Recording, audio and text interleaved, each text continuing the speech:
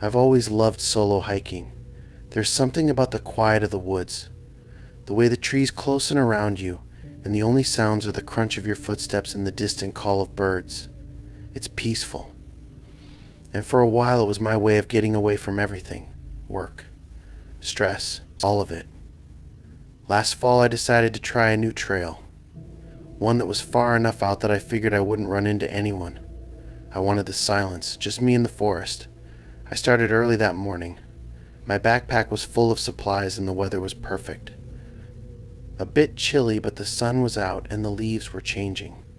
The trail wound through thick patches of trees, crossed a couple of streams, and had enough uphill sections to make me feel like I was really out there, away from civilization. About halfway into my hike, that's when I noticed it. At first, it was just a feeling, like someone was watching me. I laughed it off, telling myself it was just my imagination, maybe a deer in the bushes. But then I saw them, footprints, fresh, big ones, and they weren't mine. I looked around, but I couldn't see anyone. The forest was dense and the trees were close, so it was hard to tell if anyone was there or not. But those prints were fresh enough that I could tell someone had been there recently. I tried to ignore it, convincing myself it was another hiker who had come and gone. But I couldn't shake the feeling that something was off. I kept walking, but I couldn't shake that feeling, and every now and then I'd glance back expecting to see someone standing there, watching me. There was no one but that feeling. It wouldn't go away. An hour later, I found something even stranger. A campsite. Not just any campsite, but one that looked exactly like mine. Same kind of tent. Same setup. There were even similar supplies scattered around, but no one was there. It was like someone had just walked off, leaving everything behind. My stomach twisted a little, but I brushed it off, trying to tell myself it was just a coincidence. I mean, there are only so many types of camping gear out there, right? I kept going, but as the sun started dipping lower in the sky, I knew I should head back. But that's when I saw the footprints again. And this time they were fresh. Really fresh. As if someone had just been there. And they weren't leading away from me, they were following. My heart started pounding. I tried to keep calm, but the thought kept creeping in. Someone was out there and they were watching me. I picked up my pace, walking faster, almost jogging, trying to get back to the main trail. But no matter how fast I went, it felt like those footsteps were right behind me. Every few minutes I'd hear a faint snap of a branch or the rustle of leaves. I'd turn around, but there was nothing there. Just the trees standing tall and silent. As I got closer to where I'd started that morning, the noises got louder. Footsteps, crunching leaves. And then finally I saw him. Just a dark shape in the trees standing perfectly still, watching me. He was too far away to make out any details, but I could see he was wearing something dark, blending into the shadows. I tried to stay calm, to tell myself he was just another hiker, but I knew better. No one hikes like that. Standing there, waiting, watching. I didn't waste any more time. I started running, my heart pounding, my breath coming in quick gasps. I didn't look back. I didn't want to see him again. Didn't want to know if he was getting closer. I just ran. When I finally broke through the edge of the woods onto the main road, I felt like I could breathe again. There was no one there. No shadowy figure in the trees. But that feeling, it hadn't left me. Even now, back in the city, I still feel like someone's watching me. Like he's out there, waiting. There was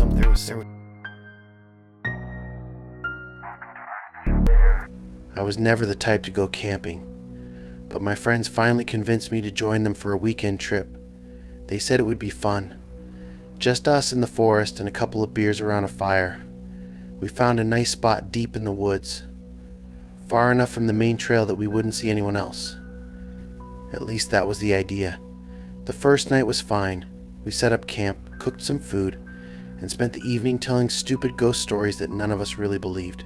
But on the second night, that's when things took a turn. It was late and I decided to go gather some more firewood while everyone else was talking. I wandered off a bit, looking for some dry branches. That's when I saw it, a clearing. But it wasn't just an empty patch of woods. There was something wrong about it. Symbols had been carved into the trees. Strange, jagged shapes that looked both ancient and fresh at the same time. In the center of the clearing was a circle of stones. Within it were strange objects arranged carefully. There were bones, small fragile ones like they had been placed there deliberately. Rusted metal fragments and darkened feathers were scattered around, forming shapes that didn't make any sense. And worst of all, there was a smell. Something rancid, like something had been burning, but it wasn't just wood. My stomach twisted as I took it all in. I wanted to turn back to pretend I hadn't seen it, but something kept pulling me forward. That's when I noticed the ground. Darkened patches almost like stains. It looked like something or someone had been dragged across it.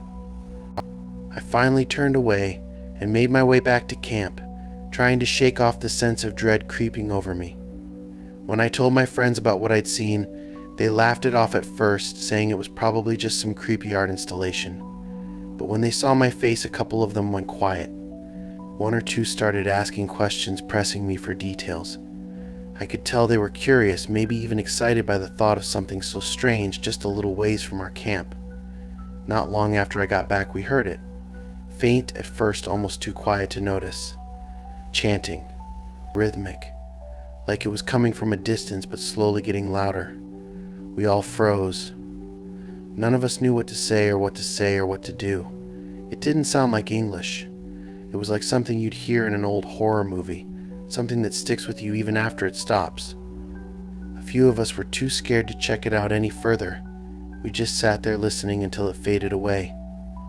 But some of my friends, especially the more adventurous ones, were dying to go see it. They tried to convince the rest of us to come along, saying we couldn't leave without checking it out, but I'd had enough. I told them I was packing up and heading back to the car, and a couple of my friends decided to leave with me. But the rest? They just grinned, grabbed their flashlights, and disappeared into the trees, saying they'd meet us back at the trailhead. I didn't hear much from those friends after that night. Not at first anyway. But about a week later, one of them called me up out of the blue. He sounded different. He didn't say much, just kept asking if I'd heard anything strange.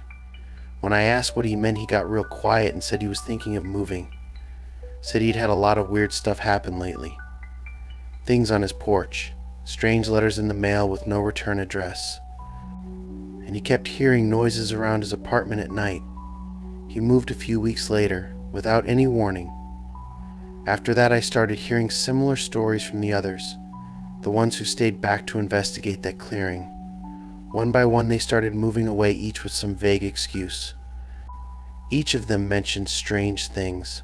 One of them even found bones on his doorstep, arranged in the same way we'd seen in the woods. It was almost like whatever we found that night had followed them back, like it had marked them. Now, when I think about that trip, I'm just glad I left when I did.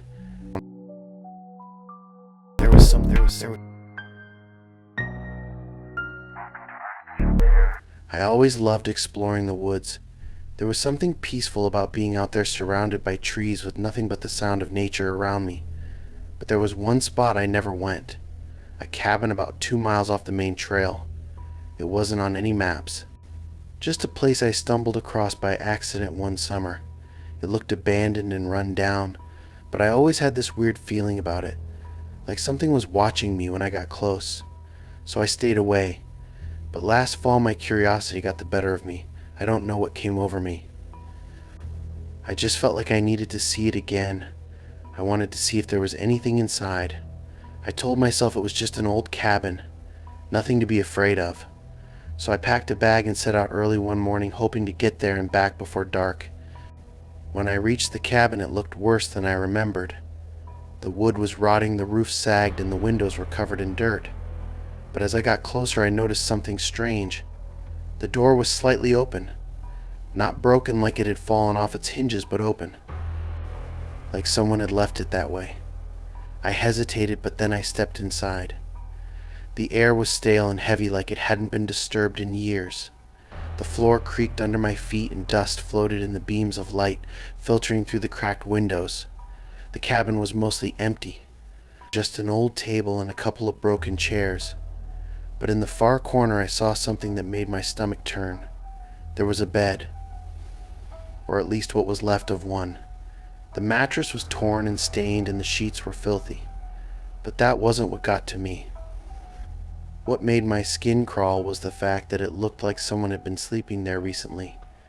The sheets were rumpled like they'd been tossed aside, and there was a faint imprint in the middle of the bed, like someone had just gotten up.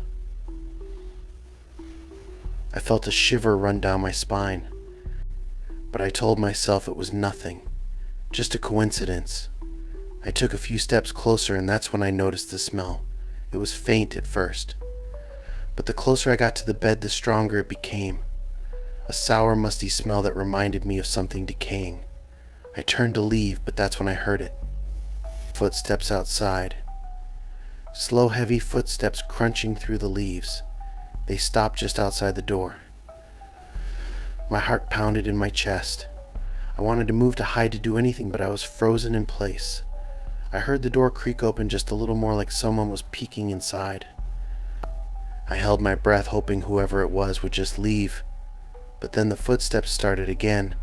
This time they were coming closer. Inside the cabin, I backed up slowly, keeping my eyes on the doorway. And that's when I saw him. A man tall and thin, his clothes dirty and torn. His face was mostly hidden by shadows, but I could see his eyes. Cold and empty, staring right at me. He didn't say a word, just kept staring. I felt like a deer caught in headlights, unable to move as he slowly stepped closer. Then he stopped, tilted his head, and gave me a twisted little smile. That was enough. I turned and ran out of the cabin, sprinting through the woods as fast as I could. I didn't look back. I didn't stop until I reached the main trail, and even then, I kept going until I was out of the forest completely. I never went back to those woods after that. But sometimes late at night, I think about that cabin, about the man who was living there, and I wonder if he's still out there waiting for the next person to wander too close.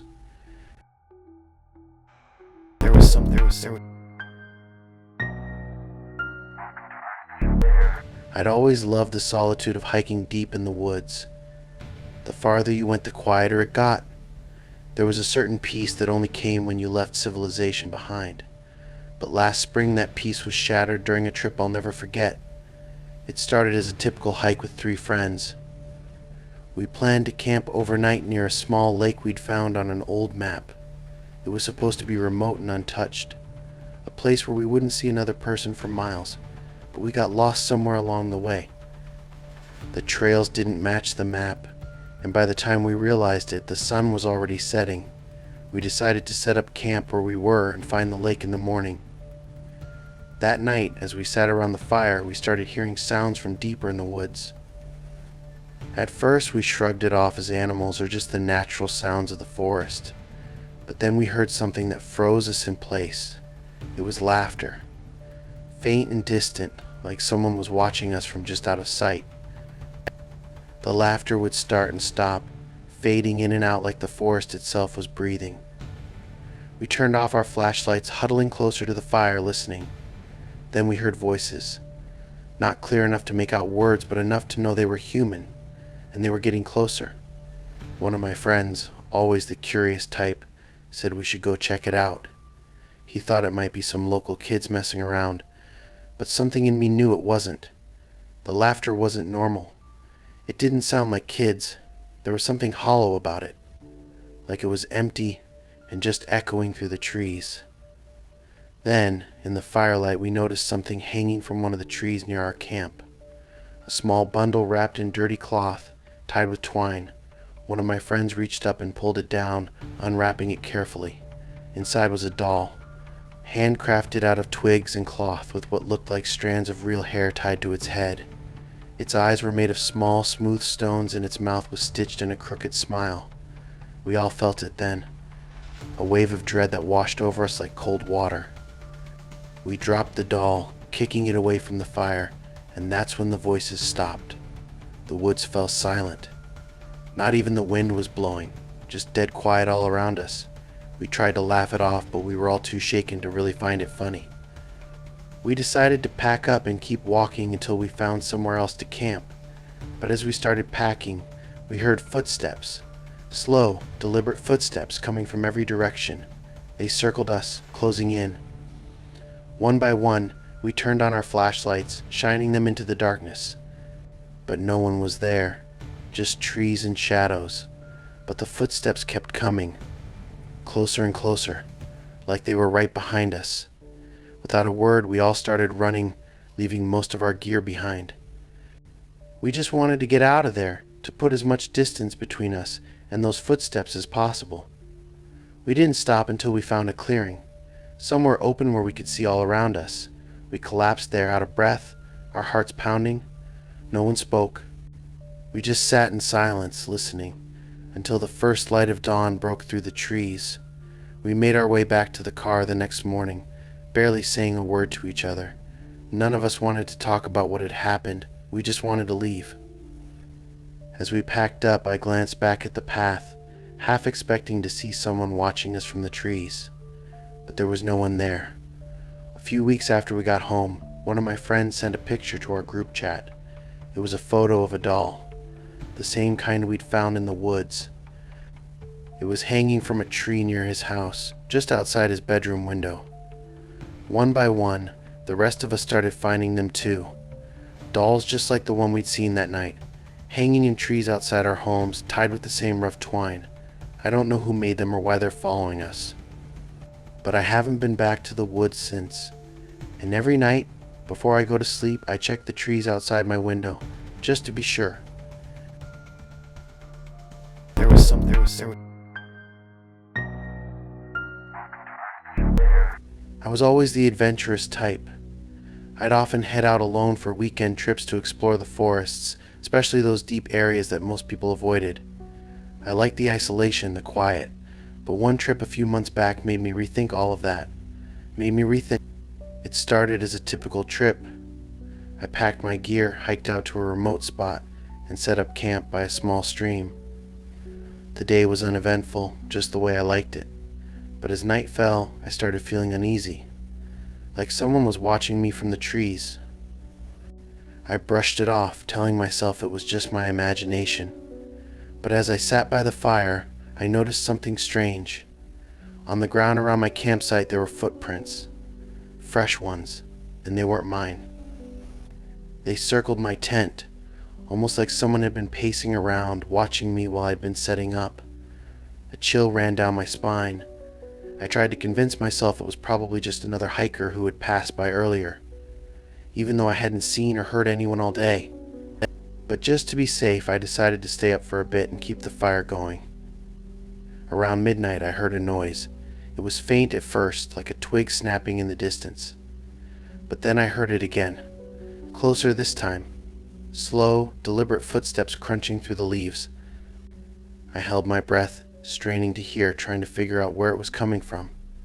But the footsteps would stop every time I moved. Silence stretched out in the dark. After what felt like hours, I finally lay down, exhausted but alert. The forest was quiet again, and eventually I drifted off to sleep. Sometime in the middle of the night, I woke up suddenly. It took a moment to realize why. I had heard something, a quick movement, like someone running through the underbrush. I lay there frozen, listening as the sound faded into the distance. I wanted to check it out, but the darkness was absolute. If I left camp without a clear path, I'd be lost. I waited until the first light of dawn to leave my tent. When I stepped outside, I saw something lying in the middle of my campsite. A small pile of stones, stacked carefully on top of each other. It hadn't been there the night before. Someone had been there close enough to leave this strange little marker. My blood ran cold. I packed up in record time, glancing over my shoulder every few seconds, feeling like I was being watched. As I made my way back to the main trail, I noticed something strange tied to a branch above me. It was a piece of cloth, torn and dirty, fluttering in the breeze. I almost ignored it, but then I realized it wasn't just any cloth. It was part of a shirt, my shirt. I must have torn it on a branch without noticing, but someone had found it and tied it to the tree, like a signal, like a reminder that they had been there, watching me. By the time I reached my car, I was practically running. I jumped in, locked the doors, and looked back at the trail, half expecting to see someone watching me from the trees. But there was nothing, just the empty forest. I don't know who was out there with me that night, or what they wanted. But I haven't gone camping alone since, and I don't think I ever will again. There was something